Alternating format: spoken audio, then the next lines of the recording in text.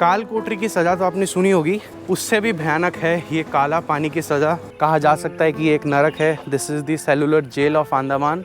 यही है दोस्तों वीर सावरकर का सेल। इस तरह से जो उनको रखा गया था, यानी एक भारतीय ही भारतीय को मारता था, मतलब अंग्रेज़ों का वो खौफ था। एक साथ जो है 3 कैदियों को यहाँ पे एक साथ फांसी दे सकते थे। एग्जैक्टली द सेम 20 रुपीज़ के नोट के पीछे। तो तब 1943 में फाइनली जाके नेताजी सुभाष चंद्र बोस ने इंडिया का तिरंगा यहाँ पे अंडमान एंड निकोबार में लहराया था।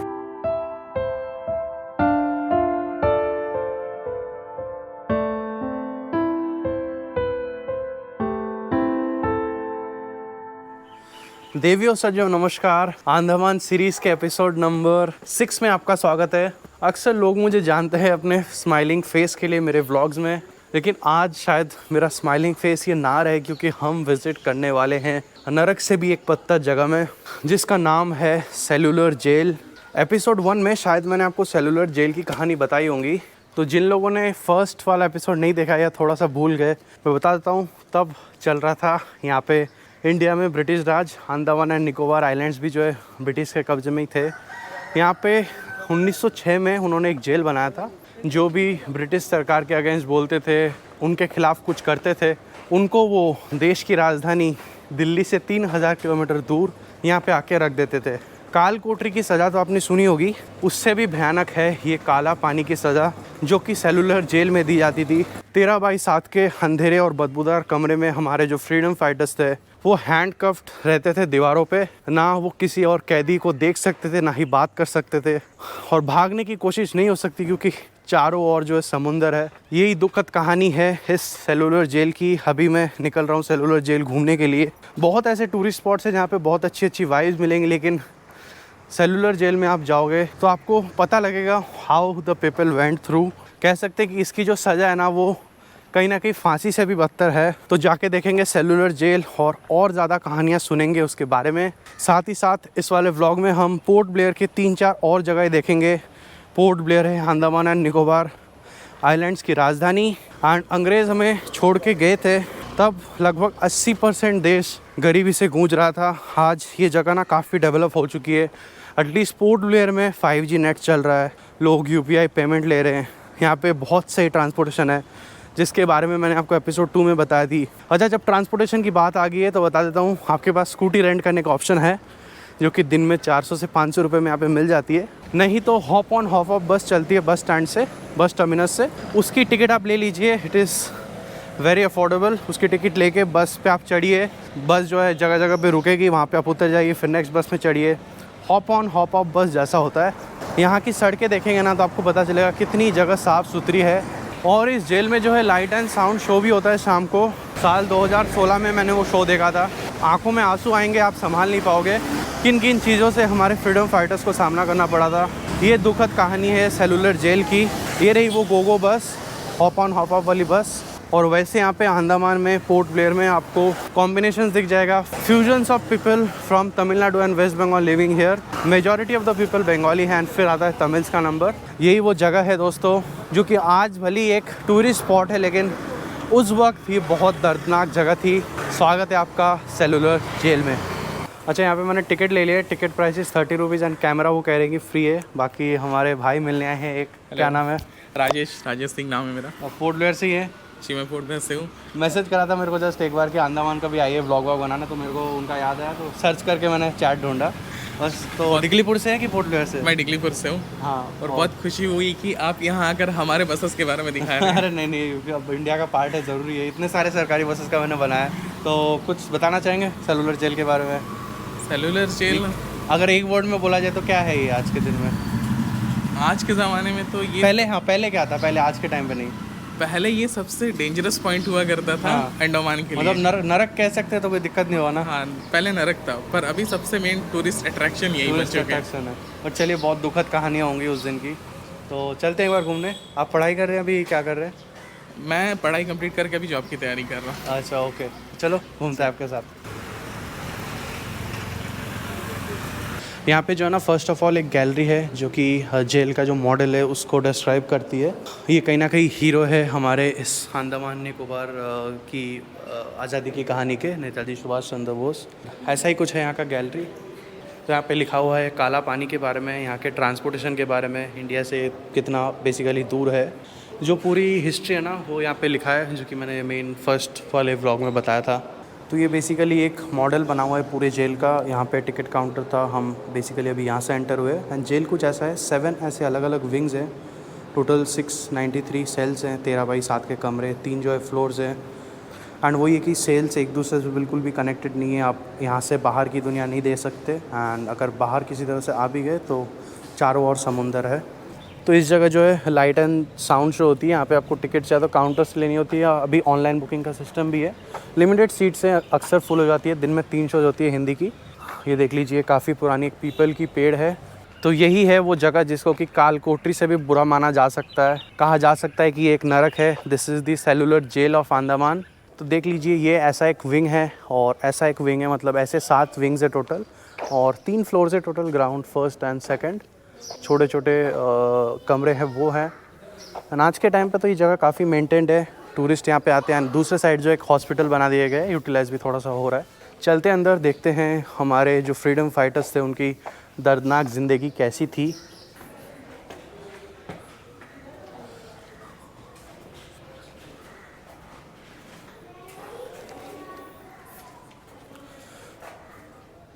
सो कुछ इस तरह से दिखता है इस जेल का एक सेल। देख सकते हैं कि यहाँ पे कुछ भी नहीं है। आज तो खैर चलो लाइट वगैरह लगाई गई है। एंड आप देखिए कितना जो है डेंजरस उन्होंने बनाया है कि आपके पास अगर जेल की चाबी हाथ भी लग जाए तो भी आप खोल नहीं सकोगे। जो इसका लॉक है ना वो मेन यहाँ पे है, जो मेन लॉक लगता था। तो किसी तरह से आपको मिल भी गई तो भी कोई रास्ता नहीं है ऐसे निकलने का। कुछ ऐसा है इस जेल का एक सेल। अंदर से जो है ये कुछ इस तरह सा दिखता है। आप देख सकते हैं कि जो ब्रिक्स है वो भी बहुत पुराने टाइम के, हालांकि थोड़ा थोड़ा रिनोवेशन तो करना पड़ता है स्ट्रक्चर को स्टेडी रखने के लिए। लाइट्स वगैरह मैंने बताई आज के टाइम पे लगाई गई है। कुछ भी नहीं, एक छोटी सी यहाँ पे जगह, यहाँ से शायद खाना वगैरह दिया जाता था। एंड यहाँ पे जो है हैंडकफ करके रखते थे।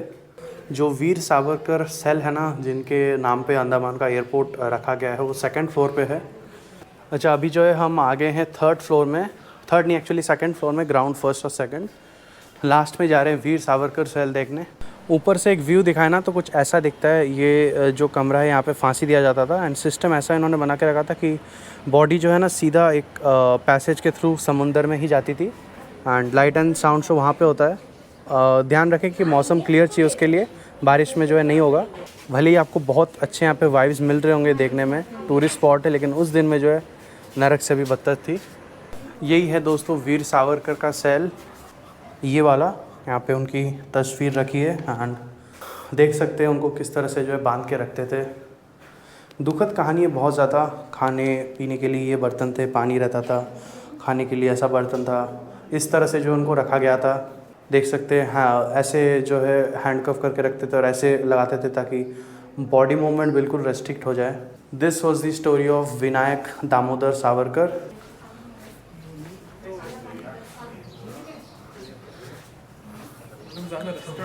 अच्छा, जो सेंटर है ना वो ये है, जो कि 7 विंग्स को कनेक्ट करते थे। जैसे हमारा एक विंग ये हो गया, दूसरा विंग वो हो गया, फिर यहाँ पे और विंग्स थे जो कि उन्होंने तोड़ के हॉस्पिटल बनाए। हॉस्पिटल ये वाला ना, ये जो सामने पूरा बना है। एंड मतलब अभी टोटल 3 ही सेल्स है ना, 2 है 3 है, 3 विंग्स है अभी, और 4 जो है उन्होंने तोड़ के ये पूरा एरिया यूज़ किया। एंड जो हमारे बहादुर फ्रीडम फाइटर्स थे उनका यहाँ पे नाम लिखा हुआ है कई जगह, फ्रॉम मुंबई, फ्रॉम कोलकाता, मतलब ऐसे करके डिवाइड करके। ये वो नाम है जो कि इन सेल्स के अंदर रहते थे कभी। आई वुड से कि बहुत ही ज़्यादा बहादुरी का काम किया उन्होंने यहाँ पे हम थोड़ा सा ऊपर जा रहे हैं ताकि एक बेटर व्यू आपको इस जेल का दे सके।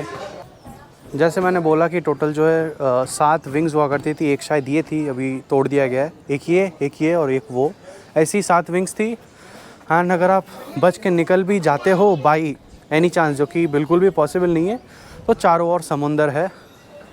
अच्छा दोस्तों, वो जो दूर आप देख पा रहे हैं ना, वो है रॉस आइलैंड, जिसका कि अभी नाम चेंज होके नेताजी सुभाष चंद्र बोस आइलैंड हो गया था, क्योंकि जापानीज़ आर्मी ने अल्टीमेटली ये सब सौंपा था नेताजी सुभाष चंद्र बोस को। एंड उस साइड है नॉर्थ बे आइलैंड। आप सोच रहे हैं कि 20 रुपये का नोट मैं क्यों हाथ में लेके रखा हूँ, तो 20 रुपये का नोट जो पुराना वाला है वो उठा के आप देखेंगे ना, तो पीछे जो फ़ोटो आपको दिखेगा ये लाइट हाउस की, वो एकदम सामने है, वही वाला, एग्जैक्टली द सेम। 20 रुपीज़ के नोट के पीछे। ये आपको दिखाना था।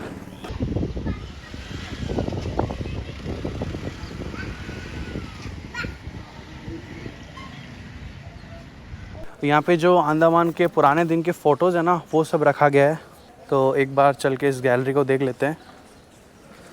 2000 में ये बनी थी एंड जो पुराने टाइम के तस्वीरें हैं वो लगाए गए हैं यहाँ पे। तो पहले जो जेल थी वो थी वाइपर आइलैंड में, वाइपर जेल। एंड फिर 1906 में ना, 1906 में ही बनाएगी सेलुलर जेल। फिर जो इतिहास है फ्रॉम ओल्ड टू प्रेजेंट, वो यहाँ पे है पूरा। जो रॉज आइलैंड है वहाँ पे भी प्रिजनर्स थे। तो यहाँ पे किचन है, यहाँ पे उनको फूड डिस्ट्रीब्यूट किया जा रहा है। देख ही सकते हैं कि किस तरह से रखा जाता है। ये जो है आबिरडीन बाज़ार पे एक क्लॉक टावर है, इसको मैं दिखाऊंगा। ये पिक्चर याद रखिए, आज के दिन कितना अलग हो गया, कितना डेवलप हो गया पोर्ट ब्लेयर, वो मैं आपको दिखाऊंगा। यहीं पे जो है लाइट एंड साउंड शो होता है। मुझे देखिए मॉडल याद है, उन्होंने बोला था कि कोई अगर कैदी काम नहीं करता था या कुछ अगेंस्ट में बोलता था तो उनको जो है यहाँ पे लाके ऐसे ही पीटा करते थे चाबुक से। एंड वो पीटने वाला कोई और नहीं, वो कोई दूसरा ही कैदी होता था, यानी एक भारतीय ही भारतीयों को मारता था। मतलब अंग्रेज़ों का वो खौफ था। यहाँ पे ये सीट्स हैं, कुछ लिमिटेड सीट्स ही हैं, तो लाइट एंड साउंड देखना जो कि काफ़ी इंपॉर्टेंट मैं मानता हूँ। आपको एडवांस बुकिंग करना पड़ेगा। अच्छा, कैदी जो टाइम सेल में रहते थे वो तो अलग है, बाकी कुछ टाइम जो है उनको काम भी कराया जाता था। मतलब बहुत ज़्यादा जो है रिग्रेसिवली उनको रखा जाता था। तो यहाँ पे जो तेल है ना वो निकालते थे, इसको बोलते थे तेल की घानी, ऑयल मेल। एंड ये कोई काम करना नहीं चाह रहा, कोई मतलब आलस दिखा रहा है, तब फिर उनको वैसी सज़ा दी जाती थी। और जो मैं कह रहा था ना कि उनको ऐसे बांध के रखते थे, तो अलग अलग तरह के फेटर्स होते थे जिसके अंदर मूवमेंट्स बिल्कुल रेस्ट्रिक्ट हो जाती। आप सोचिए ना, आपको अगर ऐसे बांधे तो कितना मूवमेंट आप कर पाएंगे। हाँ, जब पनिशमेंट दिया जाता था, चाबुक से वार किया जाता था, तब ही वाली ड्रेस देते थे। यहाँ पे जो उसका एक रिप्रेजेंटेशन है। अभी हम जा रहे हैं गैलोज देखने, जो फांसी घर जो मैंने आपको ऊपर से दिखाई थी, कुछ इस तरह से दिखती है। यहाँ पे जो है कैदियों को खड़ा किया जाता था एंड ये लीवर खींचने पे ही नीचे का खुल जाता था, तो वो एक पैसेज से जो है नीचे सीधा समुद्र में चले जाते थे। आज भी देख के काफ़ी दुख होता है, ये दर्दनाक कहानी सुन के काफ़ी दुख होता है। एक साथ जो है 3 कैदियों को यहाँ पे एक साथ फांसी दे सकते थे। बाकी यही था सेलुलर जेल। ये जो है स्वतंत्रता ज्योति है। एंड जेल जो है ना थोड़ा बहुत रेनोवेट हुआ है एंड पुरानी इतनी स्ट्रक्चर है ना, थोड़ा सा तो मेंटेन करना ही पड़ेगा। बहुत टूरिस्ट यहाँ पे आते हैं, फॉरेनर्स हो या इंडियंस हो। सो बस that was the cellular jail tour. And दोस्तों, सेलुलर जेल के सामने ही है एक वीर सावरकर पार्क।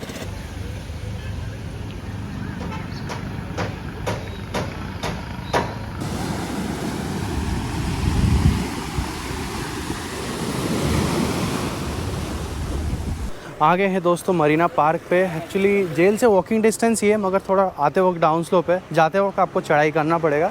आके देखते हैं मरीना पार्क कैसा है।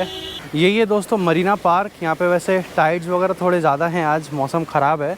मौसम ख़राब होने पे ये बोट्स नहीं चलती जो कि आपको रॉस या नेताजी सुभाष चंद्र बोस आइलैंड या नॉर्थ बे लेके जाती है। एंड यहाँ पे एक लंबा वॉक है, मोस्ट प्रोबेबली 1.5 किलोमीटर का। आप वॉक करके एंड में वहाँ पे पहुँचेंगे तिरंगा पॉइंट पे, वो भी एक टूरिस्ट अट्रैक्शन है। यहाँ पे बैठ सकते हैं ना शाम को आराम से, जब वेदर ठीक हो। अभी तो खैर थोड़ी गर्मी है। अच्छा, यहाँ पे देखिए पार्क को ना बहुत अच्छा इन्होंने मेंटेन कर रखा है। जो बैटल टैंक थे वो एक डिस्प्ले पर रखा हुआ है। यहाँ पे एक नेचुरल सा जिम बनाया हुआ है, यही है। एंड सुभाष चंद्र बोस की है ना वो स्टैचू। हाँ, दिल्ली चलो वाला। अच्छा, दिल्ली चलो वाला।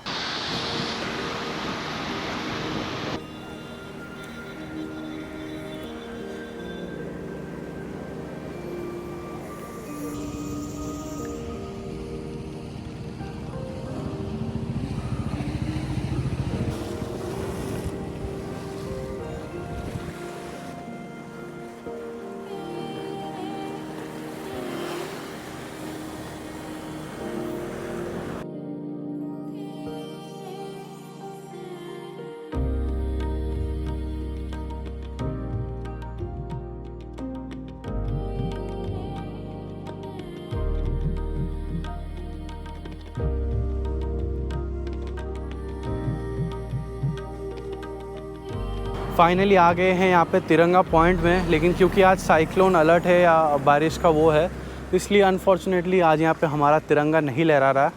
लेकिन खुशी की बात यह है कि 1943 में जब जापानीज़ आर्मी यहाँ पे आए थे, उन्होंने नेताजी सुभाष चंद्र बोस की जो आर्मी थी आज़ाद हिंद दल, उनको ट्रेन किया था। वो लोग बंकर्स में थे यहाँ पे रॉस आइलैंड में, एंड फिर उन्होंने जंग छेड़ी थी ब्रिटिश के अगेंस्ट। तो तब 1943 में फाइनली जाके नेताजी सुभाष चंद्र बोस ने इंडिया का तिरंगा यहाँ पे अंडमान एंड निकोबार में लहराया था, काफ़ी ऊंचा। तो इसी को जो तिरंगा पॉइंट बोला जाता है। यहाँ पे काफ़ी प्रोग्राम वगैरह भी होता है, प्लस एक बहुत अच्छा व्यू यहाँ पे मिलता है। आप यहाँ पे भी आते तो आधा घंटा टाइम आराम से बिता लेंगे। तो यहाँ पे आपको मिलेगा कमाल का व्यू एंड बहुत सारी बैठने की जगह यहाँ पे बढ़िया है। ओवरऑल हिस्टोरिक चीज़ें हैं जो कि आपको जाननी चाहिए, देश भी आपका ही है इसीलिए।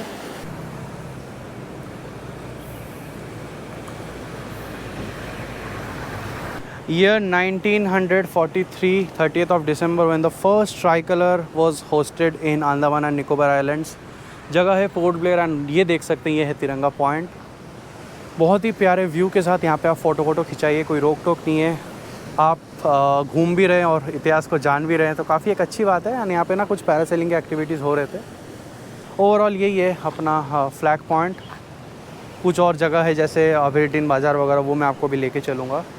वैसे राजेश भाई जो है ना मेरे साथ ही घूम रहे हैं एंड बहुत दूर से आए, 20 किलोमीटर्स दूर से आए खास करके मिलने। तो मुझे तो खैर बहुत अच्छा लगा आपसे मिलके। कुछ ऐसा बताइए ना जो लोगों को हो सकता है नहीं पता हो अंडमान के बारे में। अंडमान अगर आप आते हैं तो आपको सिर्फ टूरिस्ट व्हीकल पे डिपेंड करके रहना ज़रूरी नहीं है। ओके। आप बसेस पे भी डिपेंड कर सकते हैं। जैसा कि आप लोगों को पता है कि हम लोग बस लवर्स हैं, हमें बस में घूमना अच्छा लगता है। तो आप चाहते हैं तो आप फेसबुक में ढूंढेंगे अंडमान बस लवर नाम का, आपको एक पेज मिल जाएगा। आप उस पर हमसे कांटेक्ट करिए, हम लोग आपको बता देंगे कहाँ कौन सा बसेस जाते हैं। तो टाइमिंग वगैरह आपको जानना है, जैसे आपको जाना है किसी दिन Diglipur, Ross and Smith island देखने के लिए, तो वो सब टाइमिंग्स वगैरह के लिए जो है पेज का नाम है, वहाँ पे तरह तरह की बसेज है। जैसे मैंने तो खैर सरकारी बसेस दिखाई, लेकिन पुशबैक थोड़ी लग्जरी बसेस भी हैं। तो भाई जो है हेल्प कर स्लीपर बसेस भी अवेलेबल है ओवरनाइट अगर चाहिए तो एसी स्लीपर। हाँ, बाकी कुछ और अंडमान के बारे में।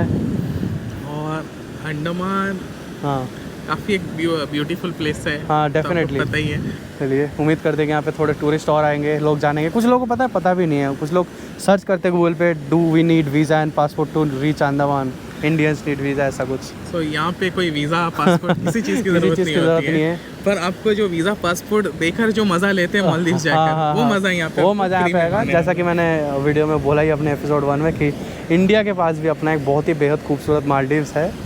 बस आके घूमिए, हैवलॉक, नील, ये सब जगह, इतिहास भी पता चलेगा, घूमते भी रहेंगे। और कुछ भाई बस चलिए। और वैसे यहाँ पे ना मैं राजेश भाई के साथ अभी ब्रेकफास्ट करने आया हूँ एक दुकान पे, जस्ट ये बस स्टैंड के साइड में ही। यहाँ पे एक दाल वड़ा लिया और एक जो है मेंदू वड़ा नारियल चटनी के साथ। यहाँ पे जैसे मैंने बोला कि तमिल और बंगाली कल्चर्स का फ्यूजन है, तो ये देख लीजिए तमिल ब्रेकफास्ट। और यहाँ पे भाई जो हैं ब्रिजगंज साइड से आए हैं। तो सबसे पहले देखिए यहाँ पे कोई भी अगर आप बड़ी से बड़ी सिटी भी ले लेंगे ना, नॉर्मल टियर 2 सिटी, वहाँ पे भी इतनी अच्छी इलेक्ट्रिक बस सर्विस नहीं होगी जितनी यहाँ पे है। जैसे हमारे कोलकाता में भी ना इतनी इलेक्ट्रिक बस नहीं दिखती। यही वो अन्ना है जिनको आपने डिगलीपुर में देखा होगा, सत्यानंद अन्ना।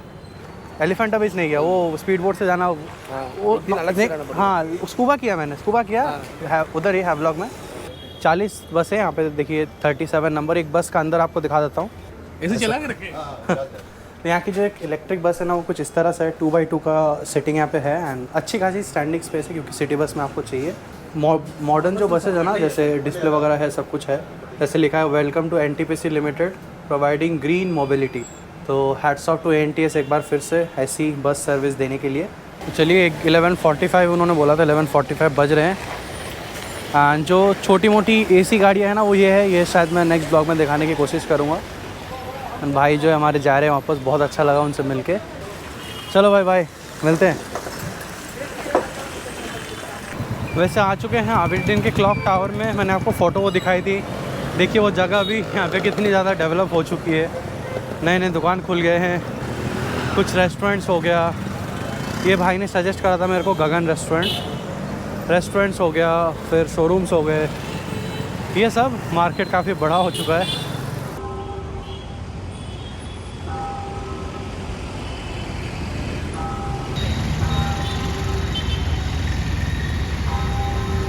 अच्छा, आ चुका हूँ अपने होटल और रात ही हो गई। एक्चुअली मुझे शाम को निकलना था थोड़ा सा दाढ़ी बनाने या फिर अपना डिनर वगैरह करने, मगर आसपास इतना कुछ खास रेस्टोरेंट नहीं मिला। एंड वीडियो अपलोड किया जस्ट मैंने 15 मिनट पहले, तो थोड़ा सा लेट हो गया। नेक्स्ट वाला व्लॉग होगा बहुत बढ़िया। हम जाएंगे यहाँ की एक फेमस बस ऑपरेटर के साथ, गीतांजलि। गीतांजलि का जो फैन बेस अलग ही है। गीतांजलि इज़ दी ओल्डेस्ट बस कंपनी ऑफ पोर्ट ब्लेयर। तो मिलते हैं उस ब्लॉग में, तब तक अपने और अपने परिवार का ध्यान रखें, याद रखें, तूफान आंधी है बरसात, हर मंगल शुक्र आपके साथ।